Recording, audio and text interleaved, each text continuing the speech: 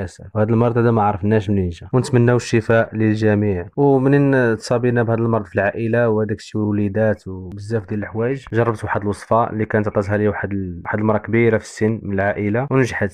وبغيت ان شاء الله نشارك معكم هذه الوصفه بهذا المكون البسيط. ان شاء الله غادي نقضيو على الكحه او السعال باذن الله عز وجل. والحمد لله الذي جعل لكل داء دواء. يعني هذا المرض هذا واخا تعيا ما تشري في السيرو ولا الدواء من الفارماسي ما كيدير والو، يعني ما بحال اللي كتكب الماء في الرمله. وهذا الشيء هذا ما الحمد لله شحال من حاجه بسيطه فيها دواء كبير، وهذا الشيء ربي اللي نعم علينا به. وهذه الوصفه هذه بغيت نقترحها عليكم بان جربتها معايا ومع الوليدات ديالي ونجحت باذن الله. هي وقبل ما نشوفوا الوصفه ما تنساوش جيم وبارطاج وابوني.